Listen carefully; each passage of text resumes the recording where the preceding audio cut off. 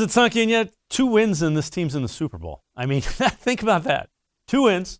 Browns are in the Super Bowl for the first time in franchise history. I can go back and show you the piece I wrote a year ago about projecting them to beat Tom Brady in the AFC Championship game or something like this. I was just doing another show. I can believe, and I don't want to turn every conversation about this into analytics, but it's not coincidental. This is what 1-31 started. There's a straight line. No, I take that back.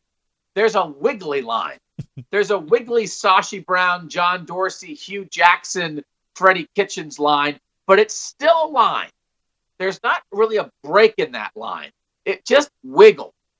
But 1-31 got you Myles Garrett and Baker Mayfield and Denzel Ward and Nick Chubb high in the second round. And all the money you didn't spend back then, all that cap space, allowed you to get Jarvis Landry and Jack Conklin. And, it just, there really has been a plan in place here. So on the one hand, yes, they've been bad for a long time. On the other hand, they had to break the stranglehold of 5-11 and 6-10 getting you nowhere. 5-11 and 6-10 were never going to get you anywhere. So they went all the way to the bottom to come back up. And that's what happened. And that might be the thing that people can't wrap their head around, that they can't believe a plan actually worked because there's this just level of doubt with the Browns.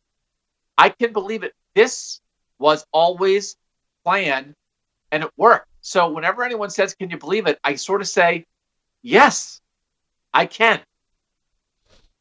I'll just put that ball right up on the tee for you there. How do you I don't always do it. I know I'm a Sashi truther. I get it. I've been writing about it for 5 years. But this is what you would have dreamed of back then. And I tried to tell people that 1-31 was not, they were doing it for you. It didn't mean it was guaranteed to work.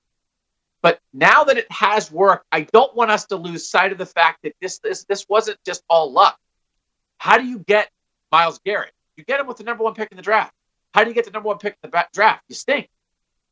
How do you get a franchise quarterback? They didn't have a franchise quarterback forever because they never took a quarterback any higher than the 20s. You got to take a quarterback in the top 10 picks. Well, how do you do that? You got to stink. So it worked. So they did. And they got them, and they're good, and now they're in the playoffs.